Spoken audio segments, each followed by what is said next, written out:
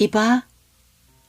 두리번거리던 청년이 가판대 안의 여자를 보고는 싱긋 웃으며 고개를 숙였다.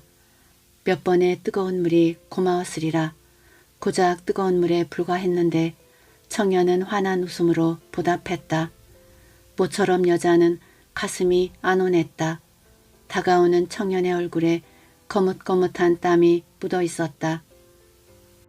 아직 점심을 못 먹었다며? 어떻게 하셨어요? 잠깐만 기다려. 김치볶음밥 남은 게 있으니 먹고 가. 늘 조바심으로 발을 동동거리던 청년이었지만 어쩐 일인지 고분고분 여자의 말을 따랐다. 오늘 들려드릴 작품은 김성달 작가님의 단편소설 누구나 다 안다입니다. 이 작품은 김성달 소설집 이사간다에 수록된 작품입니다. 이 소설집은 2021 우수 출판 콘텐츠 선정작입니다. 작가님에 대한 프로필은 설명란에 자세히 적어두었습니다. 이제 작품 속으로 들어가 보겠습니다. 편안하고 행복한 시간 되십시오.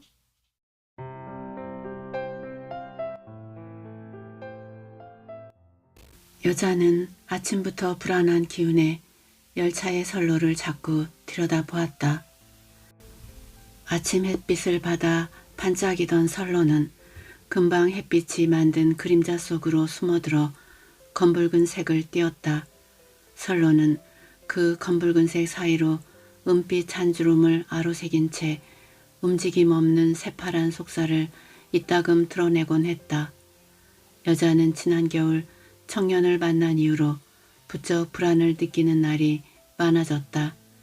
유일하게 남은 혈육인 딸이 결혼하자 떠밀듯이 억지로 이민을 내보낸 여자는 두 평 남짓한 지하철 가판대에 몸을 우벼 넣었다.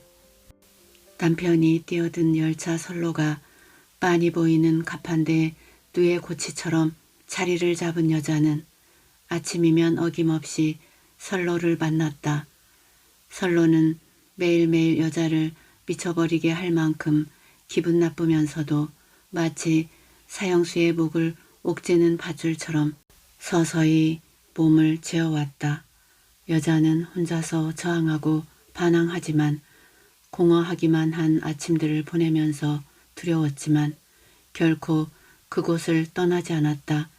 상처투성이의 시간을 견디며 여자는 점점 자신의 상처 속으로 침잠했다.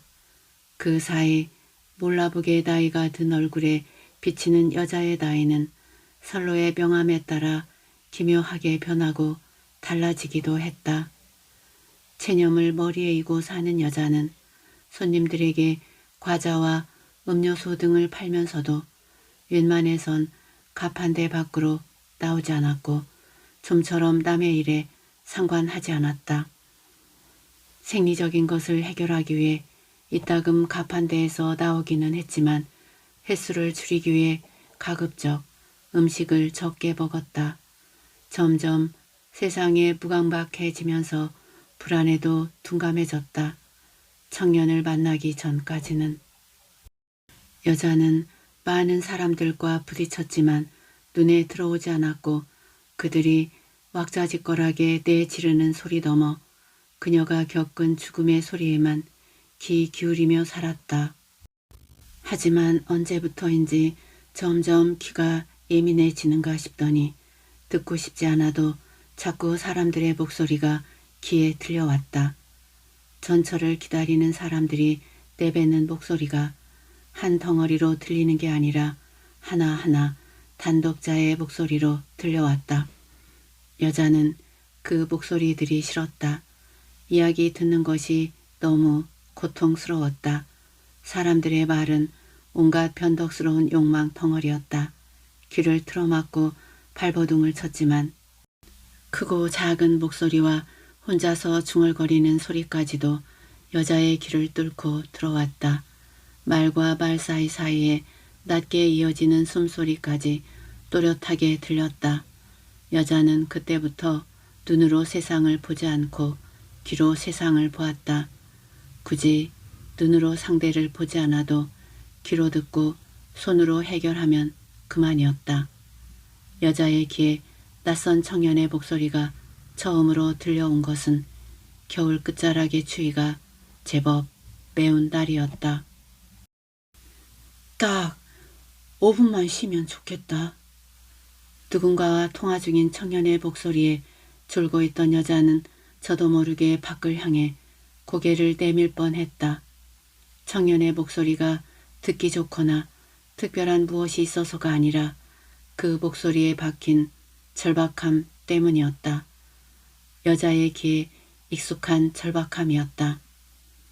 20년 전 남편의 목소리가 그랬다. 열차가 들어오는 것을 알리는 안내방송이 휴대폰 너머로 또렷하게 들려오는 가운데 남편이 말했다. 한 푼도 없어. 단 한 푼도.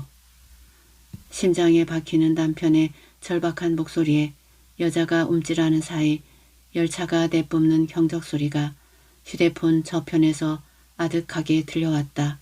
그 후 아무런 소리도 들리지 않고 무거운 정적만 남았다. 까마득한 침묵 속을 흘러다니던 남편의 그 절박한 목소리를 여자는 평생 가슴에 묻었다. 20년 전의 그 절박함을 빼닮은 듯이 고스란히 묻어나는 청년의 목소리에 여자는 한동안 몸을 움직일 수 없었다. 온갖 우여곡절을 겪으며 살아온 마음과 몸이 이렇게 쉽고도 빠르게 반응하는 것은 의외였다. 여자가 커피라도 한 잔 마시면 뒤숭숭한 마음이 잡히려나 싶어 몸을 일으킬 때였다. 이것 주세요. 순간 여자는 또 몸이 굳어지는 것을 느꼈다. 조금 전에 들었던 절박한 청년의 목소리였다. 여자는 오랜만에 고개를 들고 눈앞의 상대를 바라보았다. 컵라면을 손에 들고 내미는 청년은 고등학교를 막 졸업한 것 같이 애띤 얼굴인데 좁은 미간 사이에 도톰한 주름이 인상적이었다. 핏기 없는 얼굴에 군데군데 피곤이 마른 버짐처럼 얹혀 있었다. 쫓기는 듯이 주위를 두리번거리던 청년이 여자에게 1,000원짜리 한 장을 내밀었다. 잔돈과 나무젓가락을 내미는 여자에게 청년이 물었다. 혹시 뜨거운 물 좀 얻을 수 있어요? 열차 승강장에서는 조리한 음식을 판매할 수 없어 컵라면을 팔아도 뜨거운 물은 줄 수 없었다. 컵라면을 든 청년의 손이 추위에 가늘게 떨렸다. 기미까지 풀려 내려온 파마머리를 쓸어올리며 고개를 저으려던 여자는 청년의 눈빛에 마음이 흔들렸다. 여자는 등을 돌려 점심 먹을 때 국을 데우는 휴대용 가스레인지에 찬물이 든 주전자를 올렸다. 그 사이 청년의 휴대폰 벨이 울렸다. 벨음이 지하철 열차의 경적 소리를 닮았다. 이거 수리 끝내고 곧장 구로역으로 가야 해. 넌? 청년은 통화를 하면서도 여자 쪽을 흘끔거렸다. 시간에 쫓겨 서두르는 모습을 보며 여자는 비로소 청년의 정체가 궁금했다. 무엇인가를 수리한다는 말에 가전제품의 서비스 기사인가 싶었지만 어깨에 맨 가방을 보니 그것도 아닌 듯 했다. 뭘 수리하느라 그렇게 급하노? 컵라면에 뜨거운 물을 부어주면서 여자가 물었다. 머리를 꾸벅 숙이며 청년이 말했다. 스크린 도어요. 청년의 말에 주전자를 잡은 여자의 손이 잠깐 흔들렸다. 스크린 도어라는 말이 점점 부풀어 오르더니 가판대 안을 꽉 채우는 것 같았다. 여자는 숨을 쉴 수 없는 것 같은 답답함에 두어 번 호흡을 크게 뱉으며 청년의 등 뒤로 보이는 스크린 도어를 물끄러미 바라보았다. 차가운, 아니 어쩌면 아주 뜨거운 것이었는지도 모를 뭔가가 갑자기 여자의 심장 위에 놓이는 것 같았다. 양손으로 컵라면을 움켜잡고 선로 끝 의자로 걸어간 청년은 순식간에 컵라면을 먹어치웠다. 채 1분도 걸리지 않은 시간이었다. 여자는 청년의 모습을 계속 지켜보았다. 쓰레기통에 빈 컵을 던진 청년이 누군가에게 전화를 걸었다. 제법 멀리 떨어져 있었지만 여자의 귀에 청년의 목소리가 또렷하게 들려왔다. 고장 연락을 받고 15분 전에 현장에 도착했습니다. 장애 물감지 센서에 문제가 생겼습니다. 수리 후 곧바로 구로역으로 가겠습니다. 통화를 끝낸 청년은 들어오는 열차가 지나가기를 기다렸다가 고장난 스크린도어 안으로 들어가 수리를 시작했다. 청년을 지켜보던 여자는 아슬아슬한 느낌의 좀처럼 눈을 떼지 못했다. 다행히 다음 열차가 들어오기 전에 수리를 끝낸 청년은 시커먼 기름이 묻은 장갑을 벗고 숨 돌릴 틈도 없이 승강장으로 들어온 열차를 타고 떠났다. 청년이 눈앞에서 사라지고서야 여자는 생각했다. 그때 만약 스크린도어가 있었다면 남편을 비롯해 선로에 몸을 던진 수많은 죽음을 막을 수 있었을까? 어쩌면 그럴 수도 있었을 것이라는 생각은 들었지만 확신은 없었다. 선로 위의 죽음을 막기 위해 설치한 스크린도어를 수리하는 청년은 뜻밖에도 너무나 앳된 얼굴이었다. 그날 이후 여자는 수많은 목소리 중에서도 청년의 목소리만 집중해서 들었다. 청년은 늘 바쁘게 뛰어다니며 숨을 헐떡거렸다. 스크린도어 고장이 잦은 역이라 여자는 한 달에 10여 차례나 청년을 볼 때도 있었다. 청년은 가끔 여자의 가판대에서 컵라면을 사면서 뜨거운 물을 요청했고 그때마다 여자는 물을 끓여주었다. 봄 햇살이 제법 여물어진 3월 마지막 날이었다. 그날은 해가 저물어서야 헐레벌떡 도착한 청년은 여자의 가판대 근처 9-1의 승강장 스크린도어 앞에서 평소와는 달리 꽤 긴 시간 수리를 하고 있었다. 스크린도어 안팎을 점검하면서 청년은 툭 하면 울리는 휴대폰을 들고 상대방과 통화를 했다. 예, 빨리 끝내도록 하겠습니다. 휴대폰을 내려놓는 청년은 둥근 콧날과 충혈된 눈이 심하게 피곤해 보였다. 그래서 그런지 팔다리가 제멋대로 움직이는 것 같았다. 지하철을 오가는 발랄하고 경쾌한 젊은 몸과는 달리 창백하고 왜소한 청년의 모습이 스크린도어에 기묘하게 비춰졌다. 난감한 얼굴로 활짝 열린 스크린도어를 툭툭 치기도 하는 청년의 얼굴에 음울한 미소가 슬쩍 지나가기도 했다. 청년이 다시 스패너를 들고 선로 안쪽으로 들어갔다. 그때 어디선가 나타난 사내가 청년의 이름을 불렀다. 스크린도어 안쪽 선로에 있던 청년이 얼굴을 내밀더니 승강장 쪽으로 나왔다. 여기서 이렇게 오랜 시간 있으면 어떡해? 광대뼈가 튀어나오고 눈이 매서운 사내는 상급자인 모양이었다. 24시간 동안 14차례나 장애가 발생하는 곳입니다. 이참에 잦은 고장의 원인을 밝혀야. 내가 근무해봐서 잘 아는데 여긴 원래 그런 곳이야. 이제 공고를 갓 졸업한 내가 들여다본들 원인을 찾을 수 없어. 부장님, 그렇지만. 청년의 말을 자르며 사내가 매섭게 쏘아붙였다. 참, 원인이 중요한 게 아니라니까. 당장 열차가 들어올 때에 맞춰 스크린도어가 여다치게만 수리하는 게 자네의 일이야. 그런데 1시간째 이러고 있으니 다른 곳은 어쩌란 말인가. 침을 튀기며 청년을 질책하는 사내의 고압적인 목소리가 여자의 귀에 고스란히 들려왔다. 우울한 얼굴로 듣고 있던 청년이 억울한 듯이 얼굴을 붉혔다. 부장님, 점심도 먹지 못하고 돌아다니고 있습니다. 나도 처음에 입사해서는 뺑이 치느라 점심 굶기가 일수였어. 부장님, 그래도 일손이 너무 부족합니다. 원래 주간 A조 인원이 11명이지만 교대로 쉬어야 하는 휴무자 5명 빼고 오늘 출근자는 6명 뿐입니다. 그중 1명은 사무실 근무이고 나머지 5명이 48개 역을 담당하고 뛰어다니는 것도 한계가 있습니다. 제법 조리 있는 청년의 항변은 번번이 사내의 우격다짐에 막혀버렸다. 그럼 인력 충당이라도 하라는 말인가? 자네는 실습생으로 시작해 얼마 전에 계약직으로 입사해놓고 그런 한가한 소리를 하고 있어? 회사가 스크린 보수 하청 계약을 얼마나 주고 따왔는지 알아? 솔직히 자네들 계약직에게 주는 월 143만 원도 너무 부담이 크다는 말이야. 그렇게 힘들면 다른 곳을 알아봐.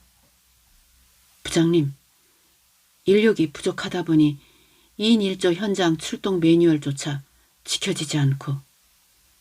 현장 매뉴얼? 그래, 너 말 잘했다. 현장 매뉴얼 나보다 잘하는 사람 나와보라고 해. 어디 한번 들려줄까? 부장님, 그런 말씀이 아니라. 잠자코 들어. 현장 2인 1조 출동 사실역 전자운영실에 통보. 영무실과 전자운영실에 작업 시작 통보. 영무실 내 안전문 열쇠 꺼내고 대장의 기록. 고장 현황 파악 뒤 2인 이상 필요시 지원 요청.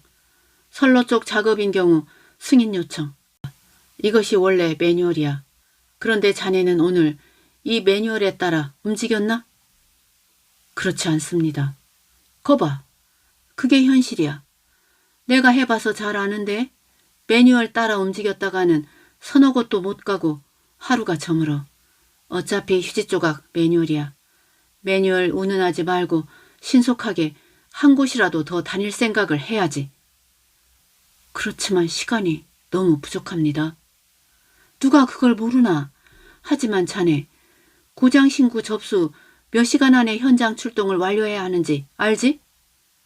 1시간입니다.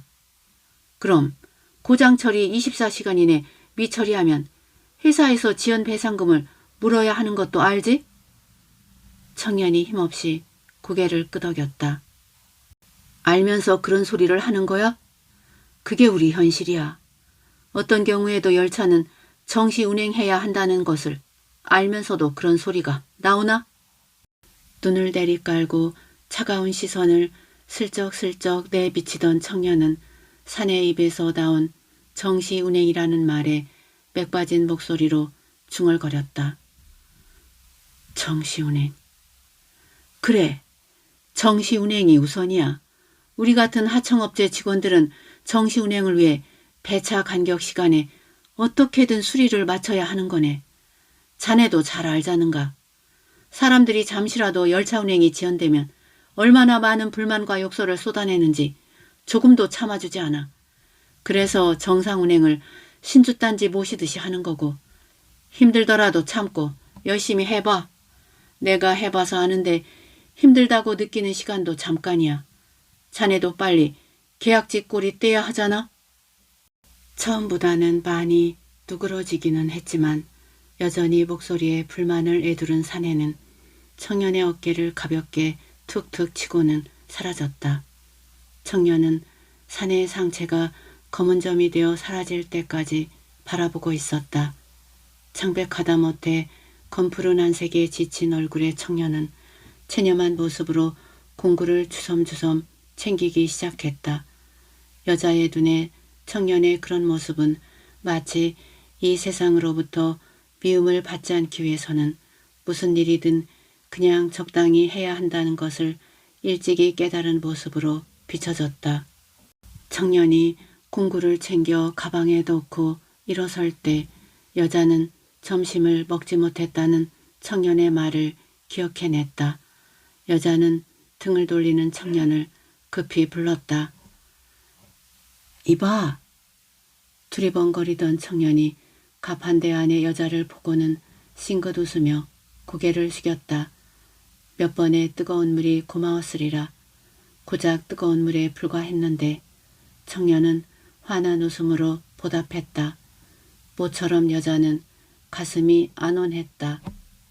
다가오는 청년의 얼굴에 거뭇거뭇한 땀이 묻어 있었다. 아직 점심을 못 먹었다며. 어떻게 아셨어요? 놀란 듯 눈을 뜨고는 여자를 보는 청년의 몸에서 선로의 냄새가 났다. 여자는 그 선로의 냄새가 너무 차가웠다. 선로 위를 흘러다니는 안개와도 같은 빛도 마찬가지였다. 난 이 역사 안의 모든 목소리를 들을 수 있어. 여자는 이마의 주름과 눈꼬리를 펴고는 희미하게 웃으며 청년을 향해 농담처럼 중얼거렸다.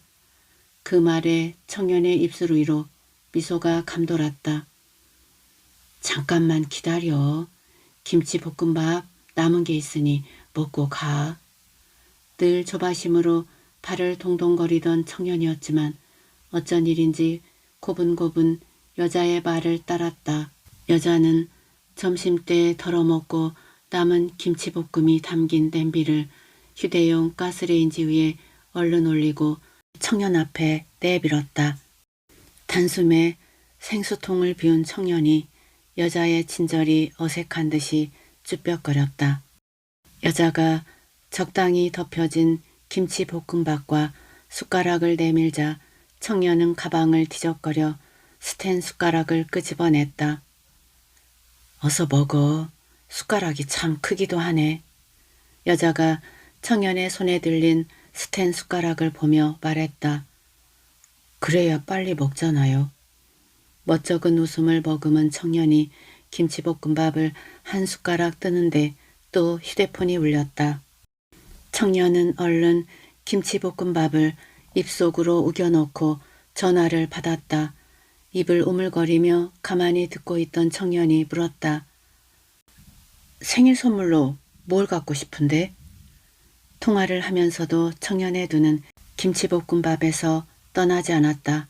잠시 후에 통화를 끝낸 청년이 김치볶음밥 한 숟가락을 수북하게 얹어 퍼넣어 볼이 미어지도록 씹으며 말했다.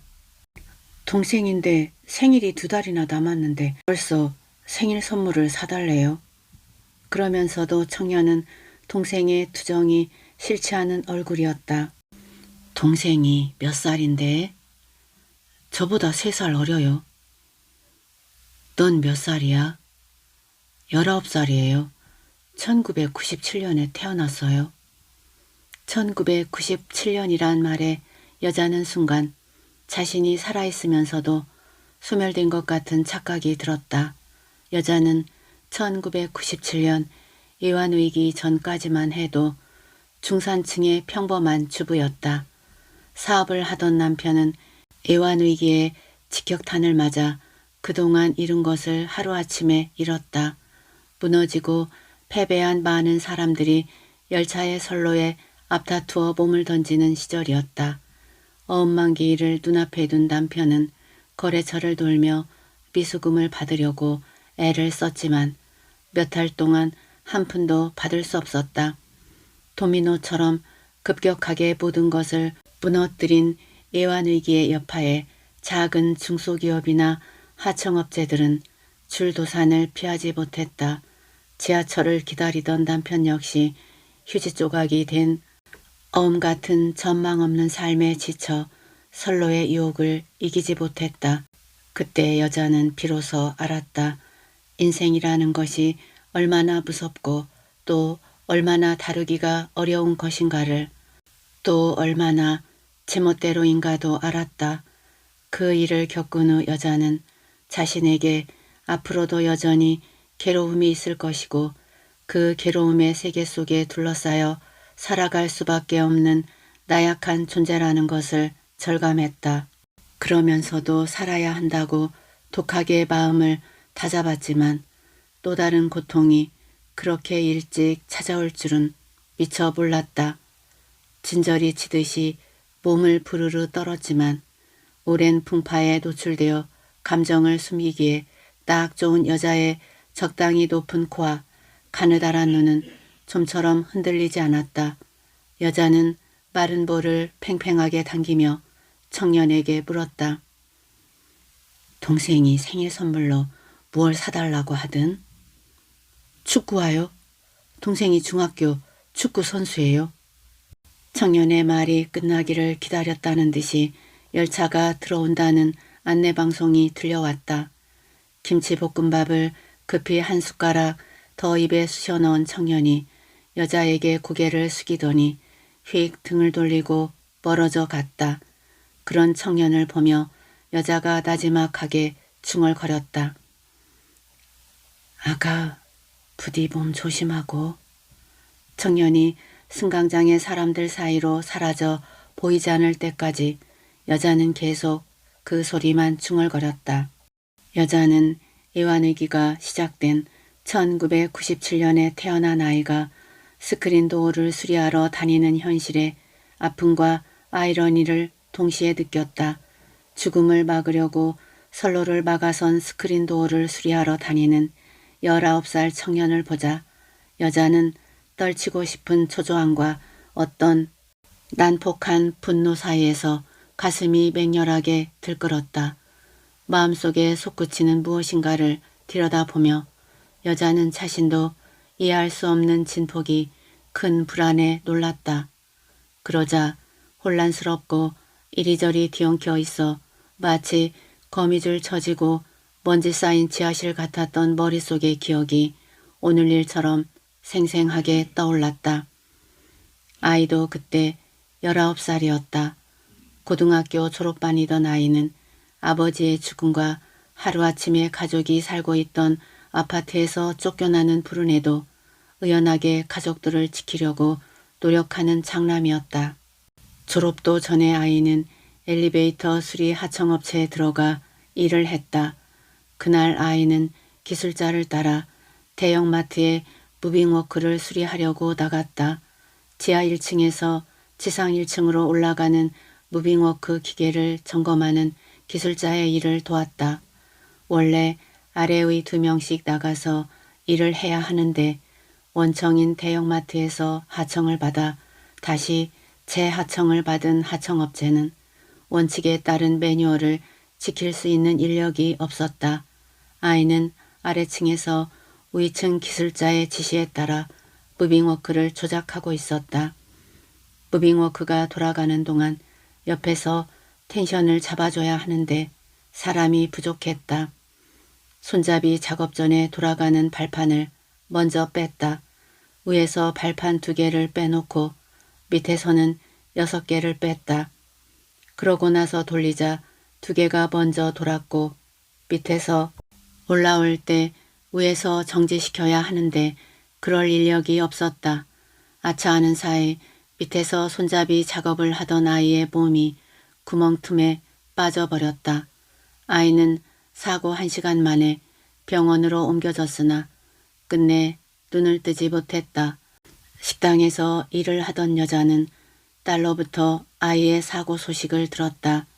오빠가 일하다가 다쳤는데 의식이 없다는 것이었다. 그리고 채 1분이 안 돼 다시 전화를 걸어온 딸이 오빠가 죽었다고 했다. 여자는 믿기 힘들었다. 제발 살아있기만을 바라며 병원으로 달려갔지만 아이는 끝내 눈을 뜨지 않았다. 눈을 뜨지 않고 누워있는 아이를 보는 순간 여자는 그 자리에서 미치는 줄 알았다. 굳게 담은 입술이 열리면서 금방 엄마 하면서 일어날 것처럼 보이는데도 일어나지 않으니 더 미칠 것 같았다. 남편을 보낸 후 6달을 넘기기 전이었다. 아이를 화장하고 유골을 수습한 여자는 아이가 숨진 대형마트로 발길을 돌렸다. 마지막으로 사고가 난 곳에 아이를 추모하는 꽃 한 송이를 바치고 싶어서였다. 실성한 것처럼 심상찮은 여자의 몰골을 본 대형마트 직원이 기겁을 하고 앞을 가로막았다. 여자는 아이가 사고를 당한 곳에 추모의 꽃만 놓고 나오겠다고 했지만 들여보내주지 않았다. 영업시간에 꽃을 놓고 추모하는 것은 고객님들 보기에 좋지 않을 뿐더러 고객님들이 그 무빙워크를 이용하고 있기 때문에 불가하다고 했다. 하고 싶으면 폐점 이후에 오라고 했다.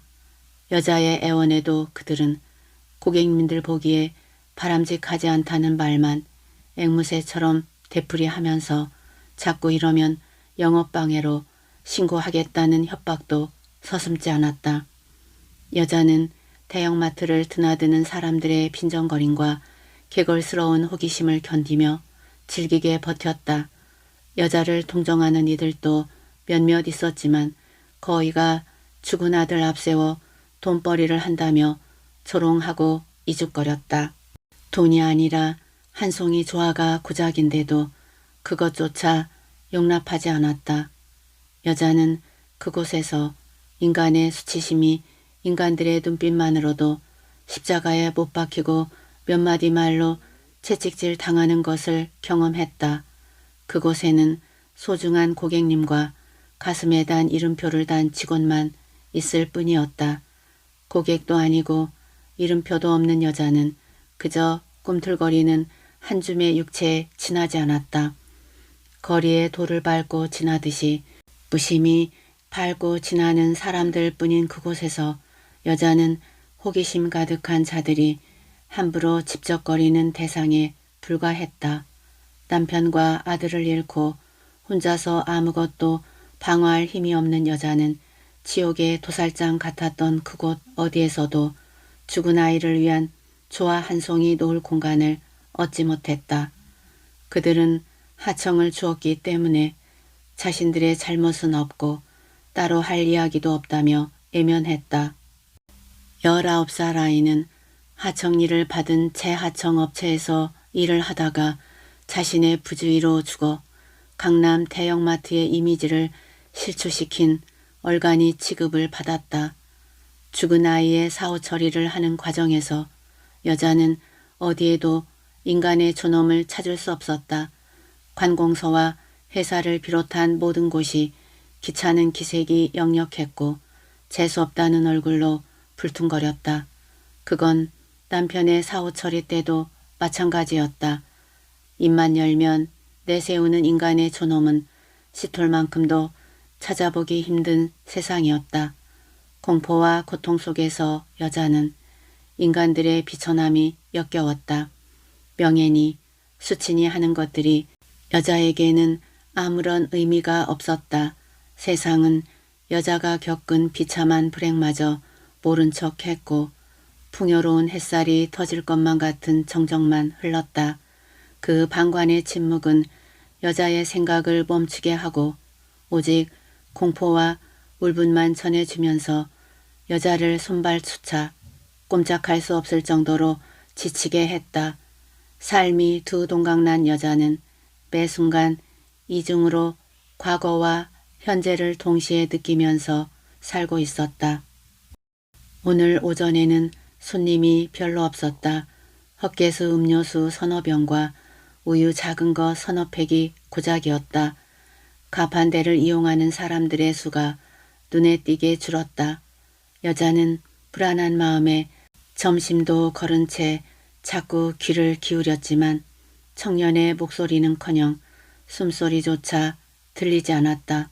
여자는 영문을 모르는 불안에 목이 탔고 물건을 잡은 손은 허둥지둥 갈피를 잡지 못했다. 한 달 전쯤 비가 내리는 날이었다. 하루 종일 보슬비가 차분하고 지속적으로 내리고 있었다. 여자는 종일 시야를 가릴 정도는 아닌 비를 바라보다가 평소보다 늦은 시간에 가판대를 닫으려고 주섬주섬 정리를 시작했다. 그때 청년이 불쑥 나타났다. 여자는 내심 반가워 깜짝 놀라면서도 기분이 이상했다. 역사 어디에라도 청년이 나타나면 미세한 숨결을 통해서도 느끼곤 했는데 전혀 그런 기척도 없이 나타난 것이었다. 비에 젖어 번들거리는 선로에 온통 신경이 뺏겨서 그런가 하며 여자가 청년에게 물었다.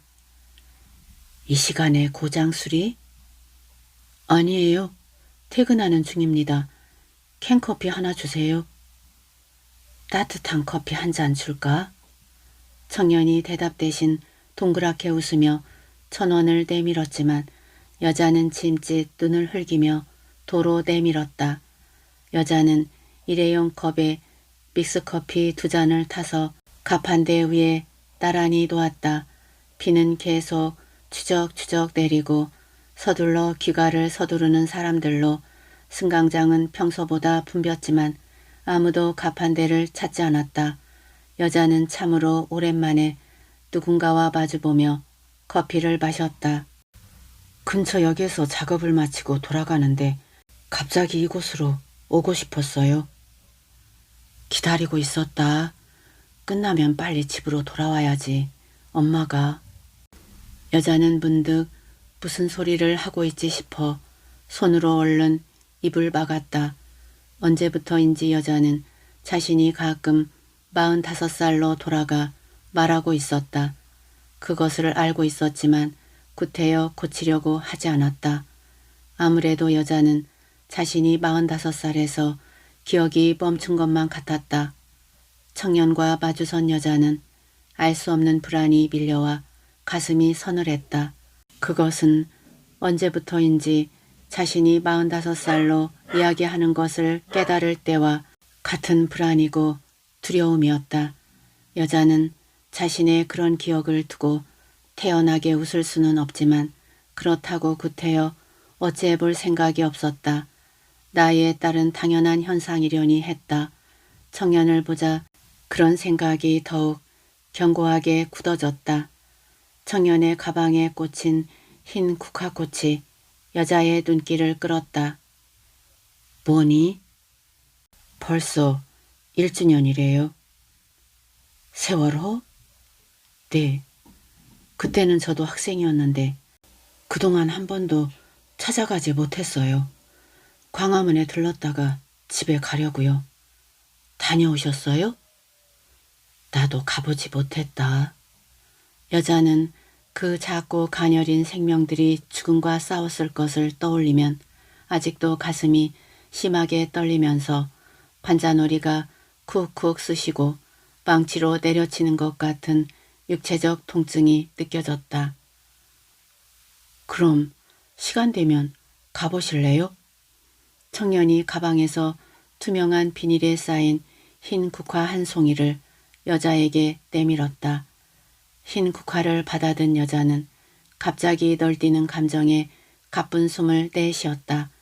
하얗게 흐려진 얼굴은 이전에 본 적이 없을 만큼 유약해 보였다. 두 손으로 조화를 들고 있던 여자는 가판대 옆에 가만히 올려놓았다. 매뉴얼이 있는데도 지키지 않았대요. 지키지 않을 매뉴얼을 왜 만들어요? 화가 난 듯이 불쑥 뱉은 청년은 입을 다물었다. 가판대 안은 어두웠고 선로에는 계속 비가 내리고 있었다. 둘 사이에 계속 침묵이 흘렀다. 매뉴얼만 지켰어도. 청년이 분한 듯이 또 뱉었다. 여자는 항상 침묵해왔듯이 계속 침묵했다. 다시 침묵이 흘렀다. 그때 무엇인가 툭 떨어지는 소리가 들렸다. 조화를 꺼내고 미처 닿지 않은 청년의 가방에서 떨어진 책이 무겁고도 칙칙한 침묵을 깨뜨렸다. 얼른 책을 집어올린 청년이 자랑스럽게 뱉었다. 저 기능 1급 공부하고 있어요. 우리 부장님도 나와 같은 고졸 출신이래요. 청년은 단단한 치아가 모두 드러나도록 웃었다. 여자는 청년의 웃음 앞에서 자신이 오랫동안 잊고 있었던 무엇을 다시 보는 것 같았다. 그것은 아침에 출근할 때마다 환하게 웃던 아이의 웃음이었다. 어떤 희뿌연 풍경을 향해 표류하는 기억에 당혹스럽던 여자가 갑자기 청년에게 환하게 웃었다. 아들, 잘 다녀와. 오늘도 조심하고. 느닷없는 여자의 말에도 청년은 별로 당황하지 않으면서 깍듯하게 작별 인사를 했다. 커피 잘 마셨습니다. 다음에 또 뵐게요. 청년이 돌아간 후에도 여자는 꿈쩍을 않고 비에 젖은 선로를 바라보고 있었다. 여자의 귓가에서 그럼 시간 되면 가보실래요? 하는 청년의 말이 계속 맴돌았다. 여자는 자신의 불행에 골몰하고 자신의 운명에만 골똘했다는 자괴감에 괴로웠다. 아이들을 위해 조화 한 송이 바칠 엄두를 내지 못한 스스로를 자책했다. 그때 갑자기 고막을 찢을 것 같은 굉음이 들려오면서 전에 보지 못한 엄청나게 큰 열차가 역사 안으로 미끄러져 들어왔다. 학생들을 빽빽하게 태우고 있는 열차의 몸체는 이상하게도 비스듬하게 기울었고 파스름한 이끼로 뒤덮여 있었다. 열차 안의 학생들은 얼어붙은 자세로 말없이 출입구 앞에 서 있었는데 미세한 움직임도 없이 돌처럼 굳은 모습이었다. 여자는 그 아이들 틈에 얼핏 아들의 모습을 보았다. 소리 높여 아들의 이름을 불러보았지만 목소리가 나오지 않았다. 몇 번이고 불렀지만 소용이 없었다. 스크린 도어가 몇 번이고 여닫혔지만 아이들은 열차에서 내리지 못했다. 열차에 갇힌 아이들을 보고도 여자는 아무것도 할 수 없어 암담할 따름이었다. 죽은 아들에게 조화 한 송이 바칠 힘이 없었던 여자는 청년이 남겨놓고 간 흰 국화를 집어들었지만 가판대 안에서 망설였다. 그 사이 승강장에 정차해 있던 열차가 움직이기 시작했다. 다급해진 여자가 손에 들고 있던 조화를 열차 쪽으로 힘껏 던지는 순간 눈앞의 열차는 구름처럼 흩어져 형체도 없이 사라졌다. 그 대신 빗물에 젖어 암흑색으로 빛나는 선로 위에 눈부시게 흰 조화 한 송이가 놓여 있었다. 아침부터 여름의 열기를 머금은 5월 하순의 태양은 오후가 되자 더욱 뜨거운 햇살을 쏟아부었다. 후덥지근한 가판대 안에서 여자는 가만히 귀를 기울이고 있었다. 비 오는 날 이후로 한동안 청년을 볼 수 없었다. 스크린 도어가 고장나지 않았다는 반증이기도 하지만 여자는 자꾸 불안해 스크린 도어가 고장났다고 신고를 할까 객적은 생각까지도 했다. 눈으로 직접 청년의 얼굴을 보아야 불안이 사라질 것 같았다.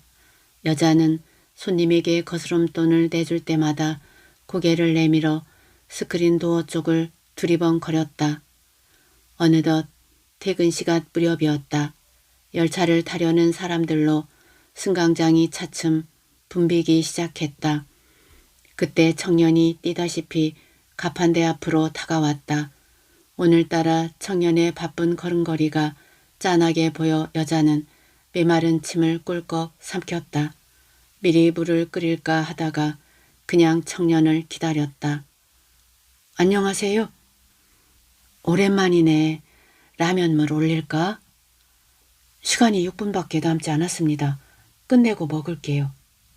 청년의 말에 여자는 고개를 끄덕이며 자신도 모르게 가판대 벽에 걸린 시계를 바라보았다.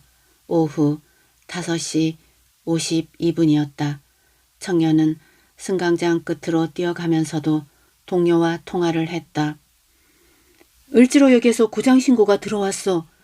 이곳에서 끝내고 을지로역까지 30분 만에 도착해야 하는데 시간이 너무 촉박해. 혹시 대신 갈 수 있어? 그럼 빨리 끝내고 시간을 맞추도록 할게. 통화를 마친 청년은 배차 간격을 살필 여유도 없이 승강장 9-4 지점 스크린 도어를 열고 들어갔다. 선로 쪽에 들어간 청년이 장애물감지 센터 수리를 시작한 지 불과 1분도 채 되지 않았을 때였다. 여자는 오른쪽에서 빠르게 승강장으로 진입하는 열차를 보았다. 선로 안쪽에서 수리 중이던 청년은 미처 열차를 보지 못했다. 눈 깜짝할 사이에 열차와 스크린 도어가 겹쳤다. 청년의 얼굴이 피범벅이 된 그 순간 선로를 태우는 석양의 햇살 소리가 들릴 정도로 주변은 고요했다. 그 고요 속에서 스크린 도어만 하얗게 빛났다. 그것만 남은 것 같았다. 오직 스크린 도어만 남기고 세상의 모든 것이 자취를 감춘 것 같았다. 눈앞에서 청년의 모습을 삼킨 스크린 도어를 보면서도 여자는 속수무책이었다. 승강장에 내동댕이 쳐진 청년의 가방에서 고개를 내민 스텐 숟가락과 축구화가 차마 눈물조차 흐르지 않는 여자의 눈을 아프게 파고들었다. 바로 그때 여자는 보이지 않는 문 하나가 활짝 열리면서 다른 세계로부터 불어오는 차가운 기류가 자신의 몸으로 강하게 밀려오는 것을 느끼면서 천천히 가판대 밖으로 걸어 나오기 시작했다. 20분 후 열차는 정상 운행을 재개하고 열차 운행에 불편을 드려 죄송하다는 사과 방송을 하고 사과문을 붙였지만 이번에도 사람은 뒷전이었다. 누구나 다 그런 현실을 알고 있었다.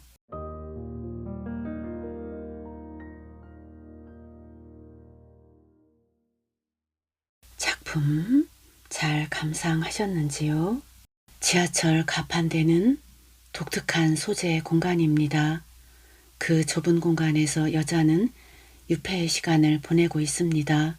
스크린 도어를 수리하다가 청년이 열차에 치이는 사고가 나죠.